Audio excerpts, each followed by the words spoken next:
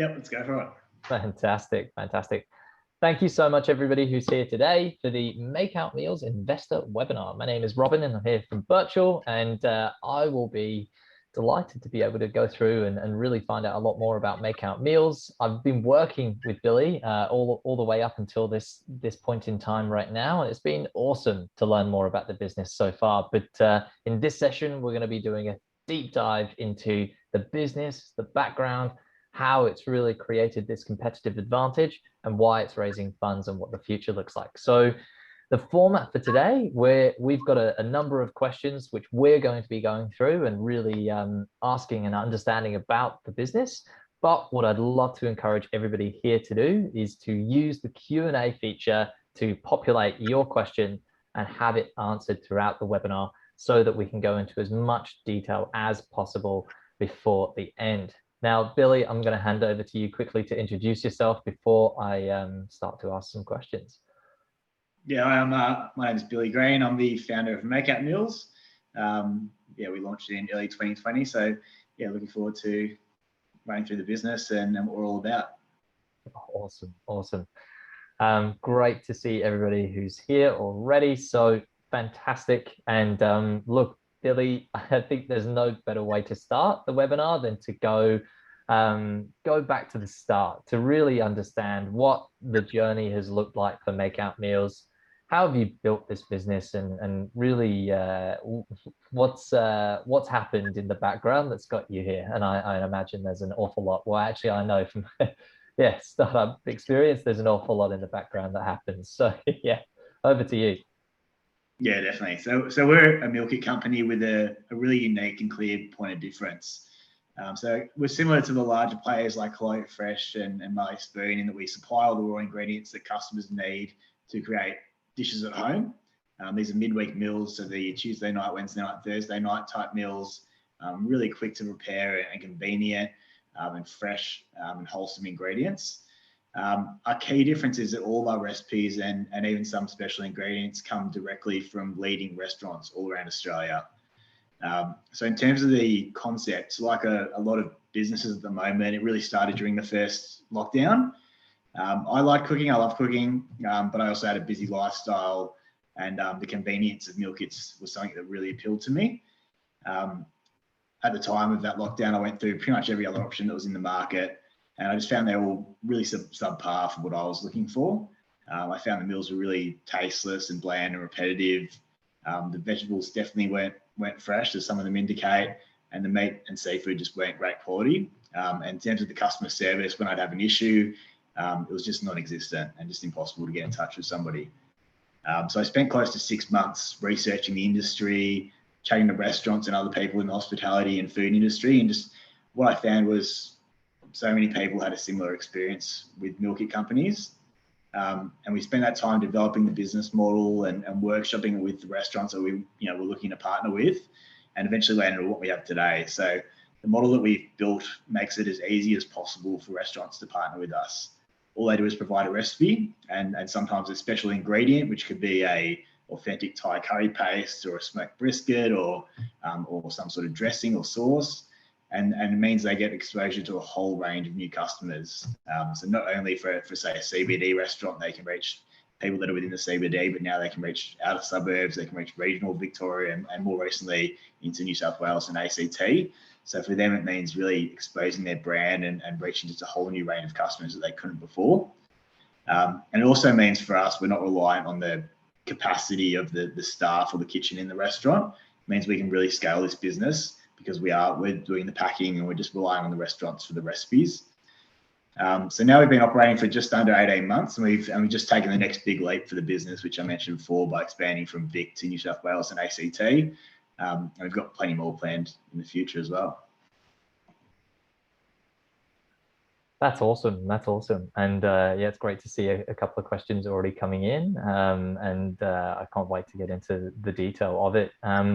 And really, in the business so far, I think everybody is always really keen to know before you look to raise investment, whether or not you've previously raised funds to get to this stage, what your kind of capital injection has looked like to get you here. Yeah, so the business largely has been bootstrapped by me from the start, and we've had a small seed investor as well. So we haven't had any major raises for the business yet. We built a really loyal base of subscribers and regular customers. So crowdfunding felt like a really natural option for us to tap into, as well as being an opportunity for us to introduce the brand and raise our awareness with a whole new range of customers, and then tell them about what we do and what our vision is more about. We know from the 18 months that we've been in operation that our customers really get behind us. I can see quite a few names on this call that have been customers with us since the start, which is great. And it's because our recipes and produce they're restaurant quality, literally, and because they're also means by placing an order with us, they're supporting these local restaurants and suppliers. So in the time we've built these foundations, and we've got the process to a point now where they're ready to scale. So we've tested a range of marketing activities across digital and traditional platforms. We know what's effective and what isn't. So now it's really about scaling this business based on what we know will bring a really measurable return. Yeah, that's awesome.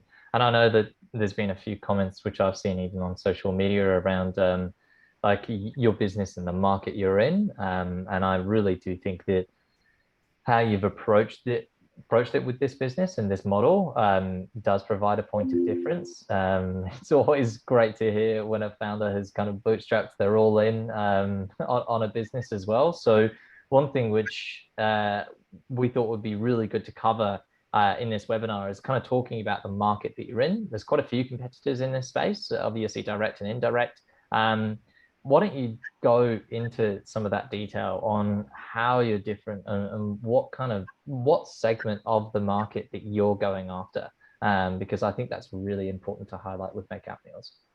Yeah, for sure. So broadly speaking, we're in the milking industry, obviously. At the moment, in terms of the milking industry, it accounts for close to 10% of online grocery sales. So that's a big chunk, but obviously there's still a lot of growth to happen there, and the growth of the industry says a lot about that as well. In this space, our direct competitors, the bigger ones are HelloFresh and Marley Spoon, and their subsidiaries, which are Every Plate and Dinnerly. They're all German companies. Marley Spoon are smaller than HelloFresh, and they're listed on the ASX, which gives us some really good insights as to what some of these large companies are doing, so that they're generating revenues annually upwards of 130 mil. They're delivering close to 500,000 meals a week in Australia. And then there's other Australian businesses like Pepperleaf and smaller meal kit players, which operate at a smaller scale. I suppose there's another really interesting example is a company in Perth called My Foodie Box, who have just gone, a meal kit company, who've just gone through an IPO. Now they've been operating for 2 years longer than us. They have just over 1,500 subscribers, and they've just raised over, which is compared to us, we have just over 300 active subscribers, and they've just raised over 6 mil through their IPO, and their shares have gone up since then as well. Wow. What's interesting is that it's really hard to make, in my opinion, it's really hard to make a clear differentiation between a lot of these brands. A lot of the marketing, especially for the larger companies, is centered around pricing and heavy discounting. So yeah, the marketing is really focused on free boxes and really getting initial customers in. And for me, probably like a lot of people on this call, have done the free boxes and stopped. I've been targeted by HelloFresh many times, and I'm sure everybody else on this call has.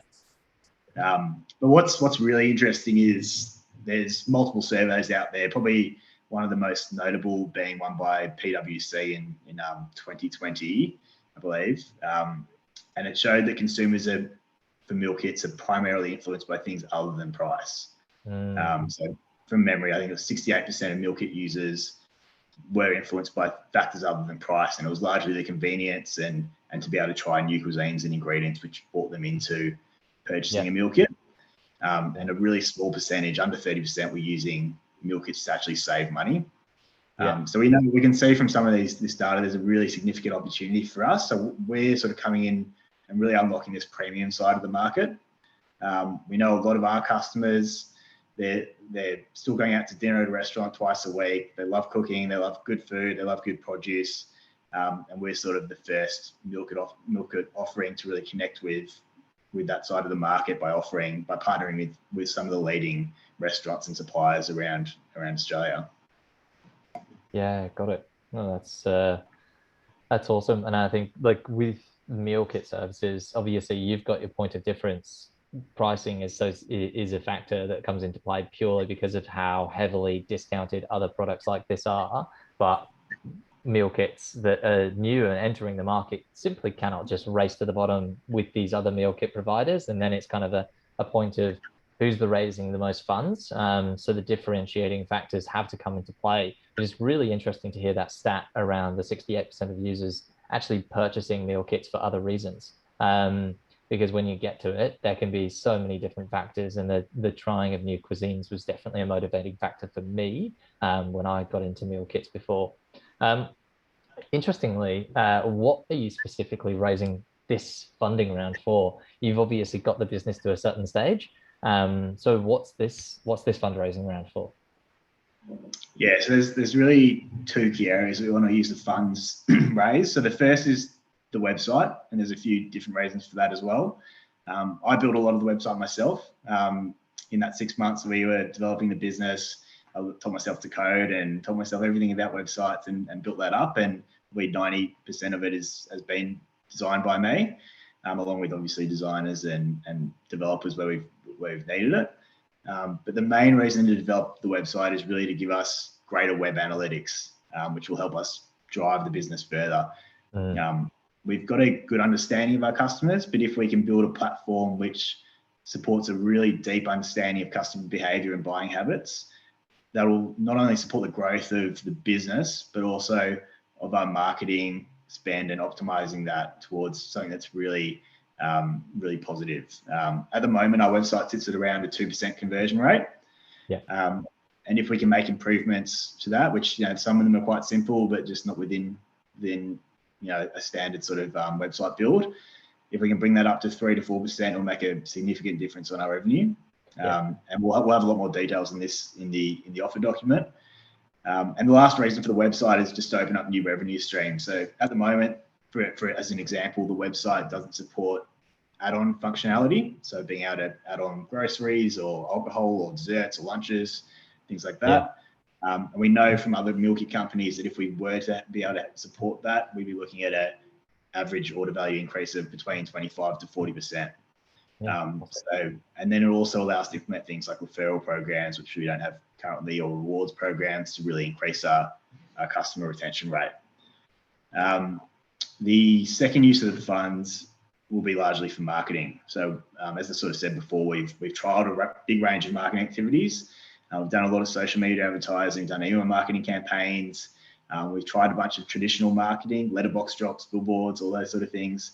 And we've really used this 18 months of the business to test and see what works. As an example, we know our digital advertising generates between a 3 to 4 return on ad spend. And we also know things like corporate partnerships and discounts to through HR and things like that are a really effective way to reach new customers and onboard them.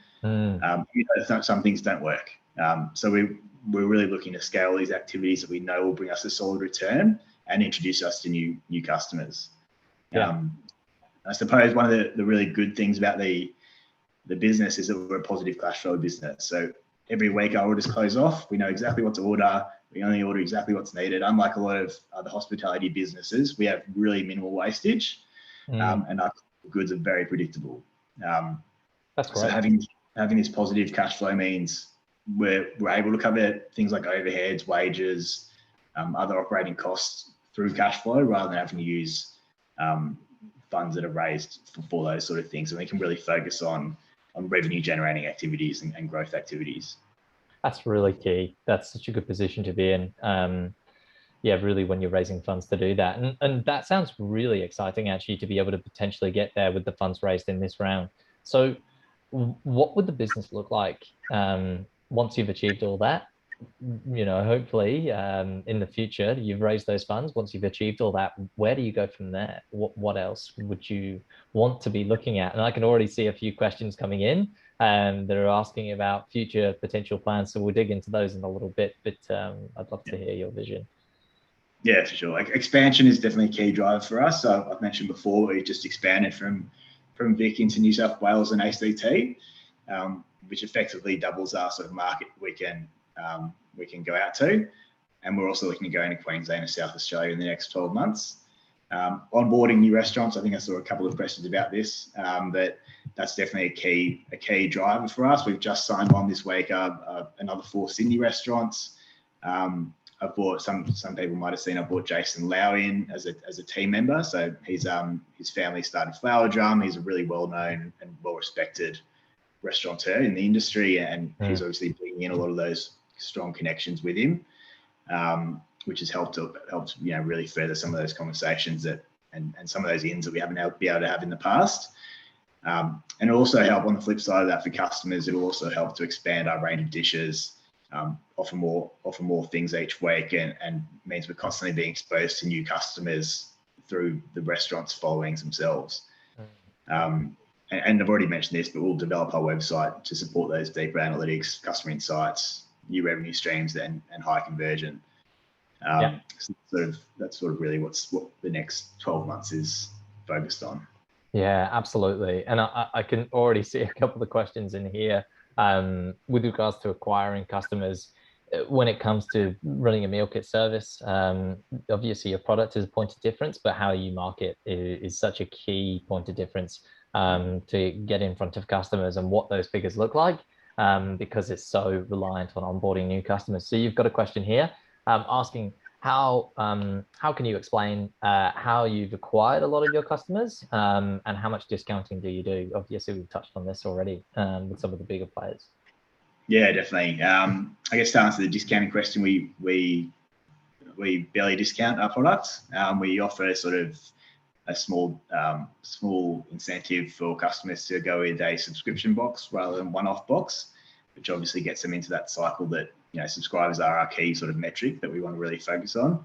And in terms of acquiring customers, a lot of it to date has been through word of mouth, just because we have spent such a small amount on marketing, and a lot of it's through organic partnerships. So we've partnered with Nova Radio for the last probably 12 months, and they do giveaways on their breakfast radio show. They're just happy to get behind our business. We don't pay for that. And we have a lot of similar partnerships with other companies who have just really believed in our idea and sort of get behind it and think it's a great thing to offer their clients in whatever way. And we do a lot of work on social media as well. So we found that is a really effective way. I sort of mentioned that already, but working with influential people on social media to make sure they're exposing their followings to how our product works and what it's all about. We find that's a really effective way of raising the awareness for people and driving them to our website, which then in turn means we can retarget them through digital marketing and other means.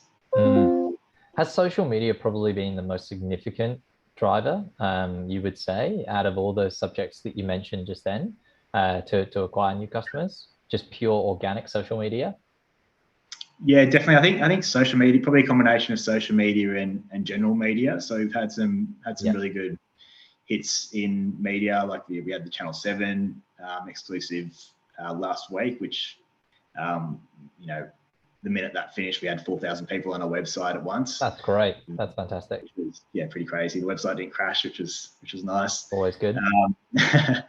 So I think that media has really supported a lot of our growth, but social media is definitely just a really cost-effective and measurable way to reach new people. So that's definitely something we're looking to ramp up in the next period as well. Yeah, great. And you've got a question here, a really interesting one from Kamaya. Are you planning an online store or auctions to add to order? So an example would be fancy Hank sauce and get that delivered with your delivery subscription.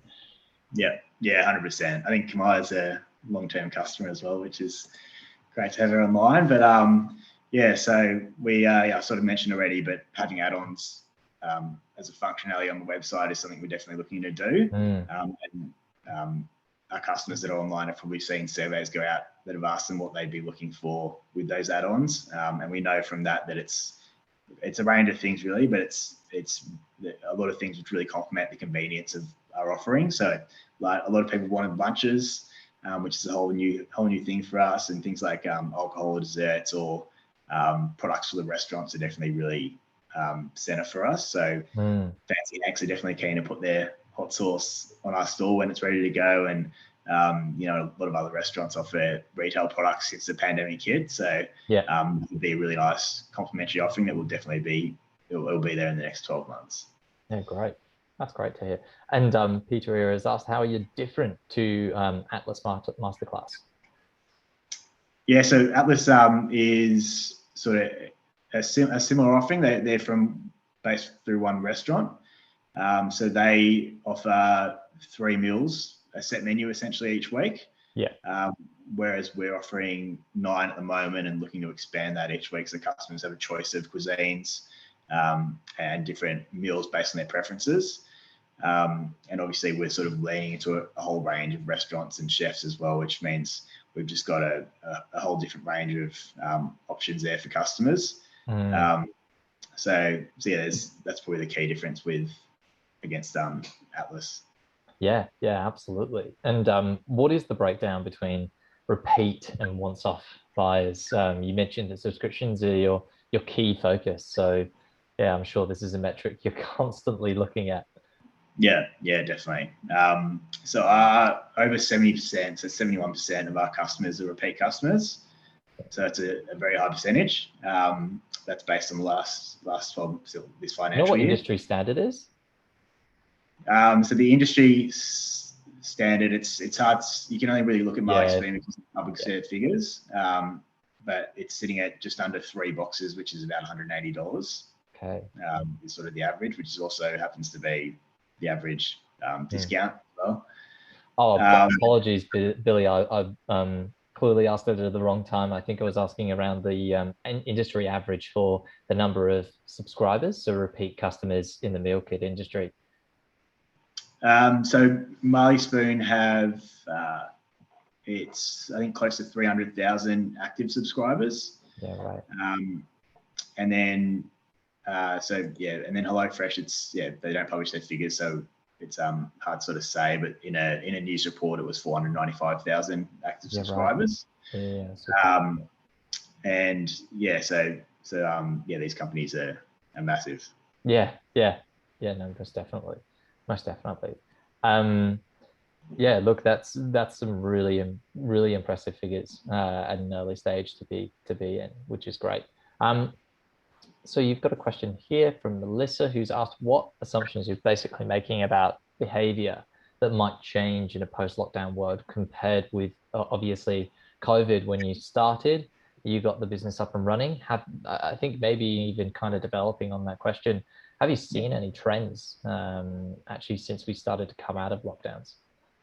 Yeah, there's definitely been a few different trends. So what we found is the lockdowns were great for introducing us to a whole new range of customers. Every time a lockdown got announced, our numbers would essentially quadruple within sort of that week.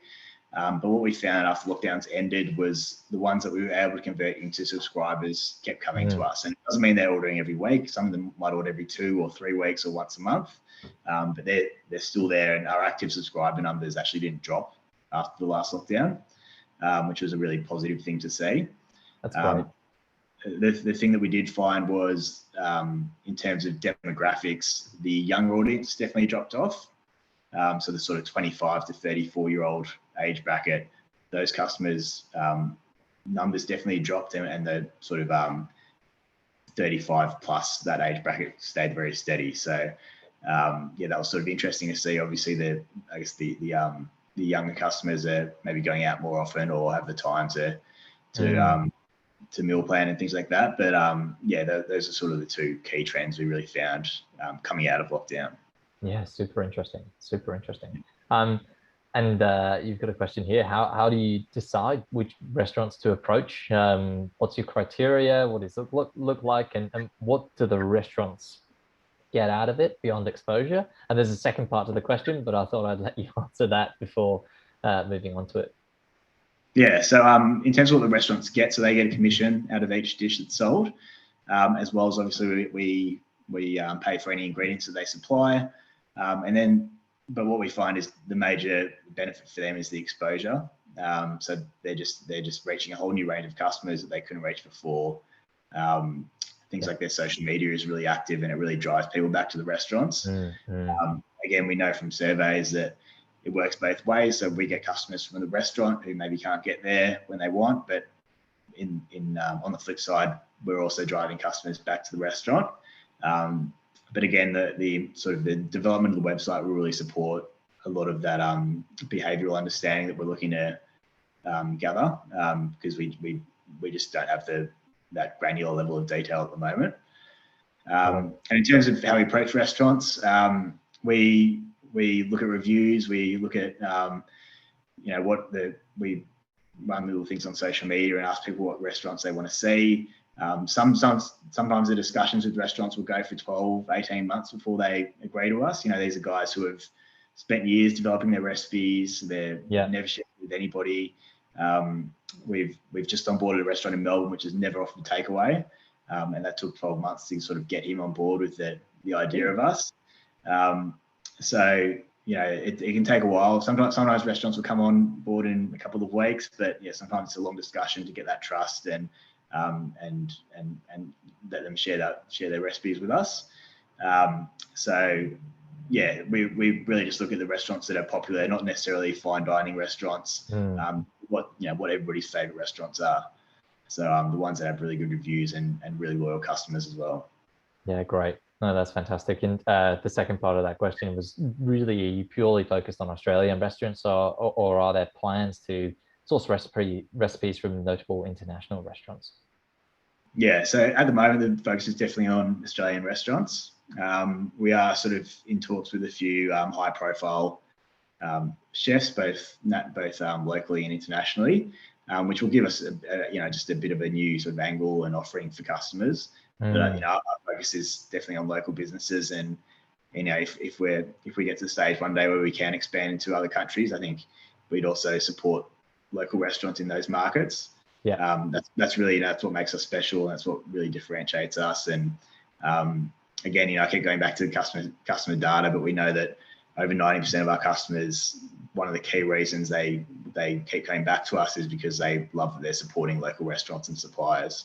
100%. Which is it's really essential to our offering. But if there's other feedback from customers that are on the line, I'm happy to sort of listen and hear what they think. Yeah, definitely. No, that's really interesting. It's kind of a trend that you expect to see, that if you were to launch into a new region, you'd almost want to make sure that people understood. Your customers would so likely be the customers who know and are familiar with those restaurants, and they know that they're supporting local as well by doing that, which is awesome. Packaging as well, which is no doubt a question which was going to come up. Packaging waste is a big pain point for many meal kit customers. What is your approach to packaging and sustainability? Yeah, it's a massive pain point. If you head to the review section of any of the major meal kit companies, the most common negative review is always about the packaging. We've always been very conscious of it, so we do whatever we can to use recyclable or biodegradable packaging.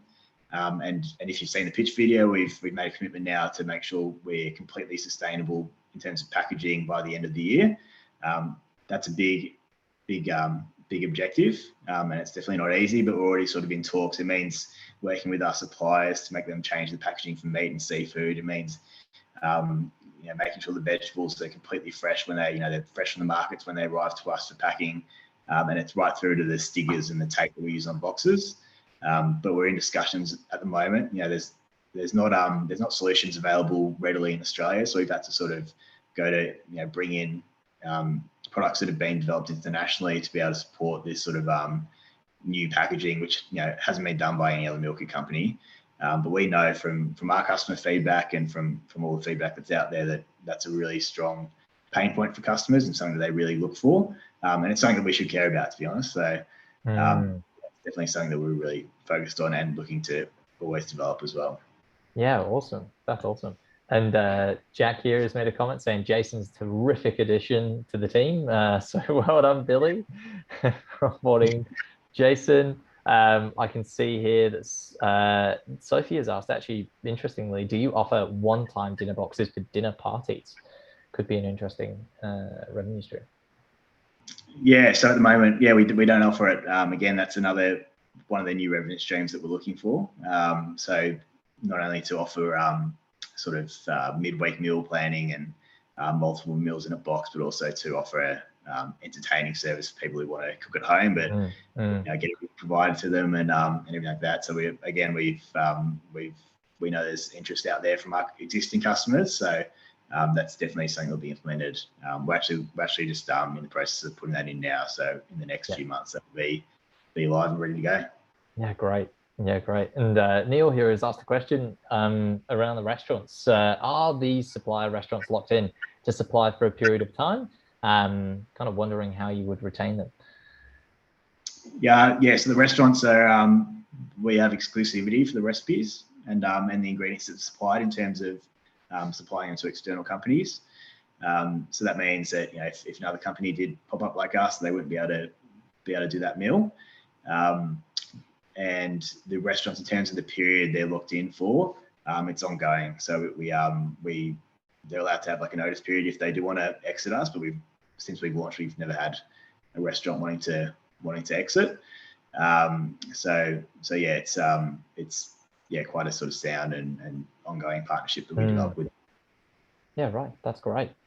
And there's a question here around customers and how you acquire them, but probably a little bit more detailed. So what is the typical cost of this process? Of course, I knew this question would come up. How many customers provide quarter-to-quarter comparison to show growth? And what is the average order value? A lot to go through there. So I'm happy to ask the question again if we've gone into a huge amount of detail on one. Yeah, I'll answer it and then let me know if I've missed anything. Our average order value is $102, so just over $100. Awesome. Which is essentially a 2-person 3-meal box. And our customer lifetime value for somebody that's purchased the first box is $488. That's what it's sitting at the moment.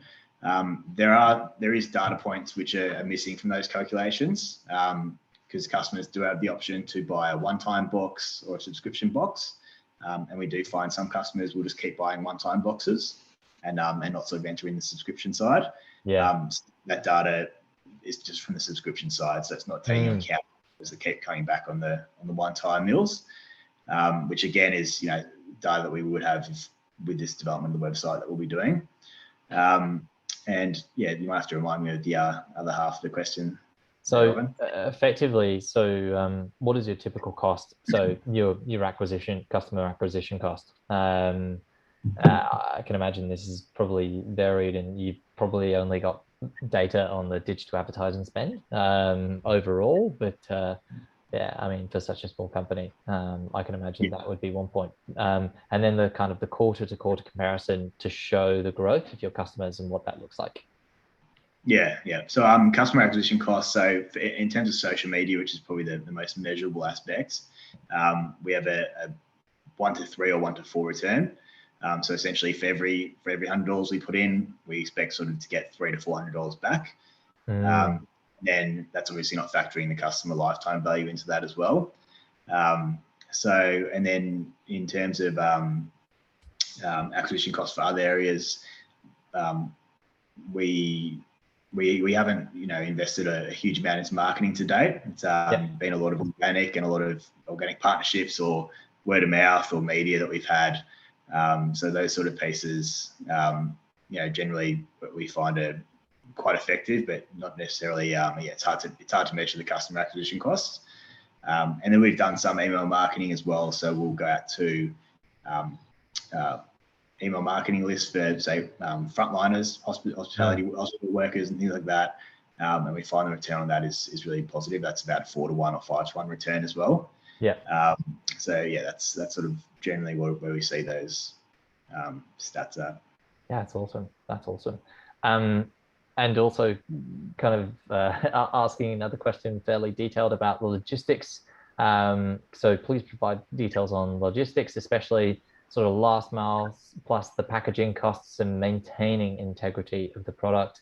I can imagine being a meal kit service, this is of such high importance to you, and some of it's a little bit outside of your control, depending on other services that you're using. But yeah, I'd be really interested to hear your journey of how you started, what it looked like then, and what you've been able to put in place to ensure quality of the product is maintained, or the integrity.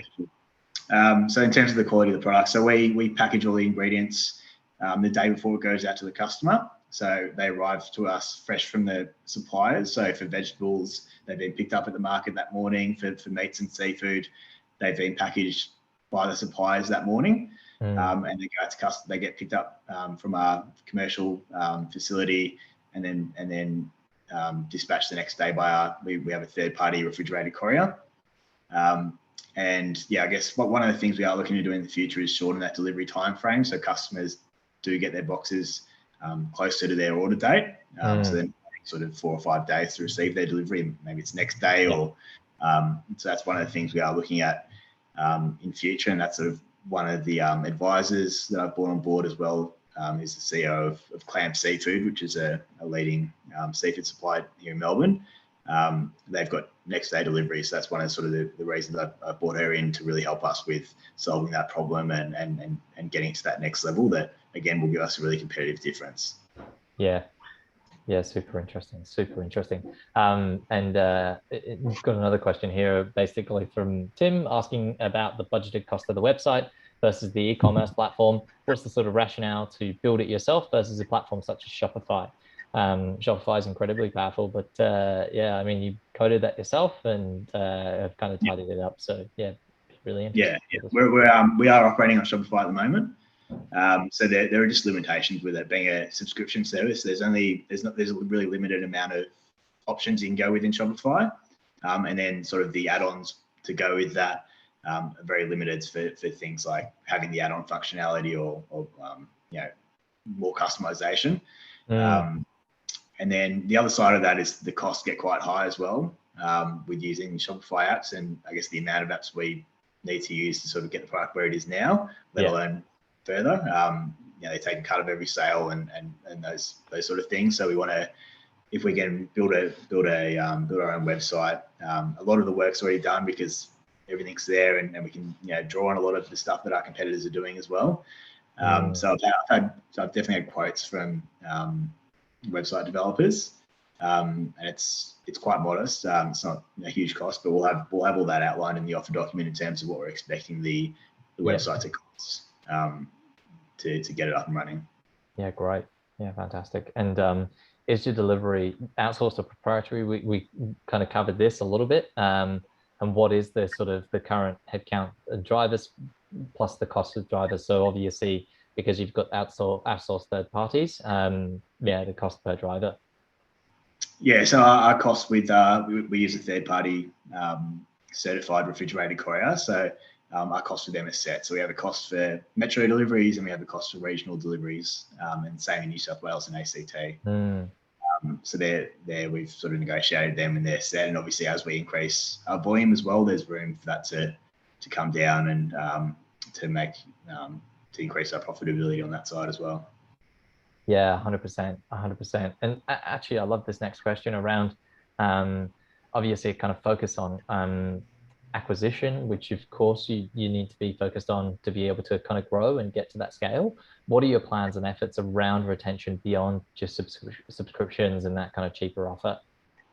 Yeah, so we're in the process at the moment of implementing a rewards program for subscribers, which again isn't something that's offered by other meal kit companies, but that we've done customer surveys in the past, which has shown that they're looking for things like the fancy Hank's hot sauce and those sort of products. So we'll be those sort of incentives for customers that reach. We've had customers that have been with us since day one and they've placed 50, 60 orders with us. So for customers that sort of reach 10 orders, 20 orders, we'll have incentives for them, which will sort of lean into that restaurant and foodie enjoyment that we know they have. Yeah, awesome. And you've got a question here around the packaging costs, consumable component per delivery, if that's possible. Obviously, you've got a courier which goes out and does all of this, and you've got kind of those flat rates, have you been able to figure out what it costs per delivery, or is it not that granular? No, we definitely know that. So our packaging Yeah. costs in terms of the box and tape and the paper bags, it's $4.10 per package. Yeah, awesome. On average. Obviously, some of the people order varying levels of meals and those sort of things, but that's our average cost. Deliveries they're set fees, so we pay exactly what the customer pays. So $10 for metro and $12 for regional. Yeah, great. Yeah, fantastic. And Neil here has asked around, and obviously this kind of develops on the questions that we were answering earlier around the restaurants and the regions and where you're kind of offering it. So not sure if you mentioned this already, do or will the boxes vary state to state due to the restaurant locations and the logistics of them? Of course, launching in other states and other regions, this is probably something that you've been working through. Yeah, definitely. We're going through a bit of a testing phase at the moment, just launching into New South Wales. And again, as we sort of develop more customer data, we'll have better insight into this and what customers are looking for. So Neil, I know Neil's a customer, so you can expect sort of some surveys and probably a phone call to see what you think about having Sydney restaurants on board. But at the moment, we're definitely cross-promoting restaurants essentially between states. So if you're in Melbourne, you can order from both Sydney and Melbourne restaurants. We're looking at making refinements to things like the recipe cards and the website to really tell that story about the restaurant. But I guess in the conversations we've had with a lot of these restaurant owners, they really like the fact that they're being exposed to people even interstate. So that's a really appealing factor for them and sort of helps us to bring a lot of them on board. But whether we keep that or sort of split it out as into having set restaurants for different states, that's something that we'll lean on customer data to tell us. Yeah, that's awesome. That's awesome. And a question here, kind of thinking about food, about innovation and technology and data capturing in the food industry. Would like to hear any kind of plans around this. I guess something which you'll be gaining some really interesting insights on. Yeah, definitely. That's 100% a big driver for developing the website into something that's really industry leading. Being able to gather those insights will be something that means we can really scale and grow the business into new regions and new markets. And we're also looking at some additional services that we can offer in a B2B environment. So that'll also help that. But yeah, 100% innovation and technology are going to be a massive piece. We're a food business, but we're also an e-commerce business, and that's really important to recognise. And developing leading technology is a massive part of that. Yeah. No, I totally understood. And here, I mean, a comment more than a question, but I'm looking forward to trying some destination restaurants from other regions to try if possible, even from other countries. Of course, something which you'll take stock of because you ask these kind of questions on social media all the time. So another one to add to the tally, which is great. So thanks very much for adding it. I guess one of your main vulnerabilities is if a restaurant drops off from your supply chain. So what are your thoughts on how to negate this? So at the moment, we've got enough restaurants that it wouldn't make a significant dent if one restaurant was to drop off. Like I said before, we've never had a restaurant exit. We really work around their availabilities and things like that in terms of any ingredients they might supply for a dish.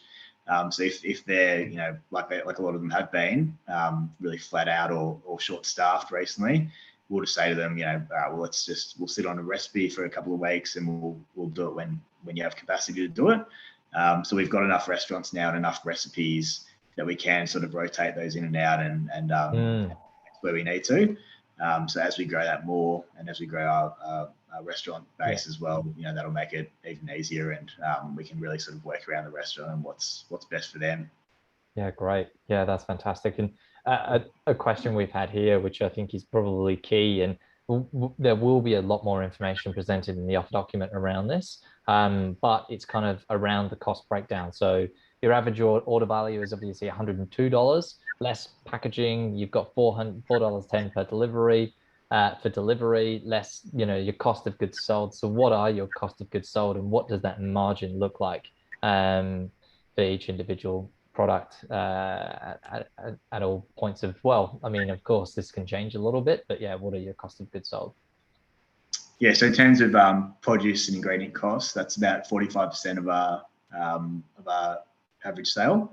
And then staffing is quite lean because we sort of built the processes out that we can be really efficient with that. So staffing's generally 8 to 10%.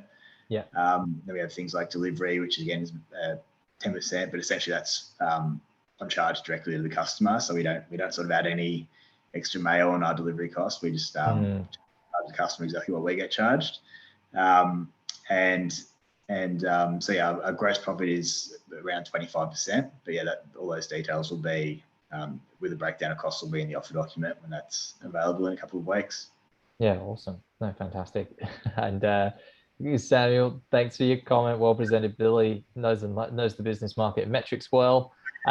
Sophie here has asked a question just to confirm: are people based in Melbourne able to access the meal kits from Sydney restaurants and vice versa? I think you covered that a little bit earlier, that you are experimenting with that. And once you do add Sydney and other regions, you will probably offer them to Melbourneians. Yeah, so that's live now. So you can, a couple of the recipes that are online are Sydney restaurants, and then for Sydney people, which orders are gradually sort of scaling up there as well. For the couple of weeks that they've been open, they can order from Melbourne restaurants and the same Sydney restaurants. So we've just actually just yesterday we just signed on another 4 restaurants in Sydney. So we'll have more recipes from them soon, which is great. Yeah, fantastic. Another in-depth detailed question. Great work, Billy, and really appreciate all the questions coming through from everybody as we kind of head towards the end. But another question here around: is the delivery charged directly to the customer over and above the 102 or absorbed below? Like, I can imagine there's probably a tipping point at which you do offer that for free, but I mean, it would be really interesting to know actually. Yeah, just repeat that. Just cut out. So is there the delivery? So you mentioned the delivery is actually charged to the customer, and that's charged to the customer over and above the 102 average order value, correct? So the average order value, that's inclusive of delivery cost. Oh, okay, got it. Interesting. So the average order is $89 box, which is 2-person, 3 meals, and then $10 delivery costs is essentially what our average order is. Got it. Understood. That's great. And I think actually as well, because there's been so much sort of questions around acquisition costs and really your customers. One point which we really haven't touched too much on, there's other meal kit services out there. Yours is obviously focused on not so much on the sort of calorie counting like meal kit services that are out there. What does your typical customer look like? And really, like, how does that determine what marketing you do and what kind of customer you're trying to get in front of? So what have you been able to learn from your initial subscribers as a result of your marketing and really what your offering is? Yeah, definitely. So in terms of, I guess, what areas they're coming from, it's a real mix. There's not any huge trend. We get a pretty even amount of regional, outer suburb, inner city customers. But the really common thing that we see is that they're foodies. So they're still going out to a restaurant 1 or more times a week. And they're really just using us to fill in those Tuesday, Wednesday, Thursday night meals. And go for something that's really convenient for them. We get people of all sort of demographics and it's a real range of ones, but that's definitely something we're looking to develop with those increased insights to go along with the website, because as that person's commented, that will definitely help us drive more optimization in terms of our advertising and where we market to. Yeah, fantastic. And Kamaya here has said, I think there's more room for premium and luxury options with some recipes if flexibility comes with developing the website, etc. So I have no doubt that that's on your mind, and you've definitely been thinking about it. Yeah, definitely. We've actually just signed on a restaurant called Bistro Terry in Melbourne, which some people here would probably know, but they're essentially a premium French restaurant. But the meal they've sort of shared with us, the average meal is upwards of $50 or $60. Doesn't quite fit into our cost pricing at the moment. So with something like that, we are looking at doing whether it's a one-off or sort of a increased order. Once we have that functionality, yeah, it's definitely something that we're looking to do. Yeah, great. Yeah, that's fantastic. And I think, so look, you've got a question here from Tim asking what niche markets represent the opportunity. So for example, targeting companies via the HR department for staff benefit. I can imagine that you've been thinking about things like this and explored some. So maybe you can develop on some other ideas as well that you thought of beyond just this. Yeah, definitely. Going through HR has been a massive opportunity for us. So we've gone out to a lot of hospitals already. They're a really sort of obvious market for us. We'll give them an offer for sort of their first box, and then we find a pretty strong percentage of them will continue to order with us. We've also just confirmed partnerships with RACV and Bunnings and a few other companies in terms of staff. So on their staff portals, within the next month or two, there'll be a Makeout Meals offer. So again, that'll just bring a whole new range of people into our network. And yeah, that's and in terms of other markets, we're also, we haven't really touched events. So I'm at the moment in discussion with places like Good Food and Wine Festival. There's that's a very obvious market for us where people, they're real foodies. They don't mind spending a bit of extra on good quality produce. And things like that are, really obvious ins for us. And we'll continue to test. And then if it works, then we'll continue to sort of expand and grow on those activations. Yeah, great. Yeah, great. And another just specific question around your costs. What are your rental costs? I assume you work out of a warehouse at the moment.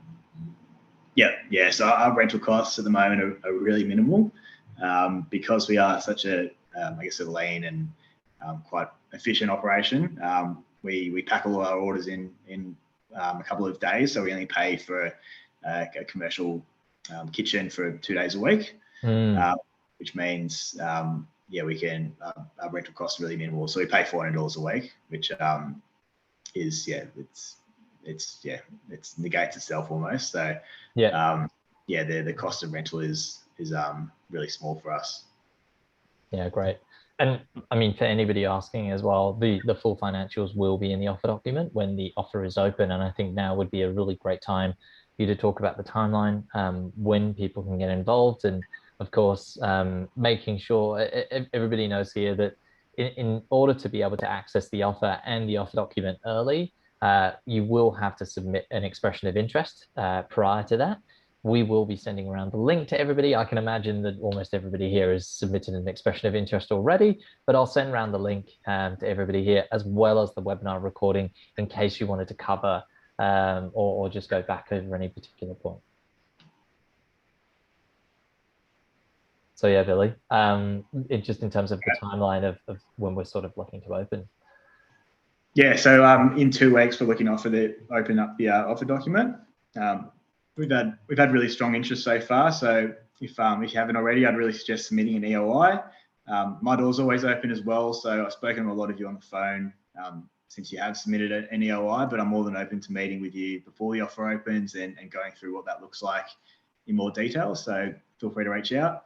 Otherwise, really excited to open up the offer in a couple of weeks. Yeah, fantastic. And I think really we've had there's a couple of questions here, which we'll just cover off before we do end the session today. But I really want to thank everybody who's attended and asked such great questions really about the business and allowed us to kind of get to know it so much more. So in terms of David here has asked a quick question around how many orders you're currently processing weekly. Are your subscribers monthly at the moment? No, they're weekly subscribers. So we've got just over 300 active subscribers at the moment, and then obviously people who place one-time orders. Yeah. So in terms of how many meals, obviously the meals can be a 2-person meal or 4-person or 6-person meal. So they vary in price, but we sort of generally do about 600 meals a week. Awesome. That's great to hear. Robert here, it's a great presentation, Billy. Thank you. Looking forward to the next 12 to 18. 12 to 24 months. Are you planning an IPO? Presumably that would depend on your growth and your revenue, but I'd be really interested in the broad strategy at this stage. Yeah. So I guess this crowdfunding, we're essentially looking to really fund the quick expansion and scaling of the business, and then in the future, it's obviously early days and it's hard to sort of say, but definitely sort of working towards an IPO or whatever else sort of may eventuate around that time. But we've spent a lot of time making sure the business is in terms of the structure and everything like that is really set up for that in future and ready to go if we can get to that stage. I think that case in Perth that recently went through an IPO is a really promising outlook for us and something that we can model ourselves on. And it's not that far ahead of us. So for me, it's that's definitely something I'm striving towards. Yeah, that's great to hear. That's and you're just you've got so much knowledge in your head about the industry and your business, and it's really fantastic to hear all your future plans. And I think you've got so many potential opportunities. It's a case of where you go and what route you pick. So I just wanted to say thank you to everybody who's attended here. All your questions have been fantastic. We will be sending around a recording for anybody who wants to rewatch or just watch a particular part. But Billy, I will hand over to you to sign off. Any final thoughts? Thanks, Robert. No, it's just it's great to see so many familiar names on the call and customers. I don't usually put myself forward as a face for the business, but it's been a new experience for me, and really looking forward to seeing where the business goes in the future. Great. That's awesome. Thanks very much for attending, everybody, today. And really look forward to hopefully seeing you in the offer. Take care. Thanks. Thank you.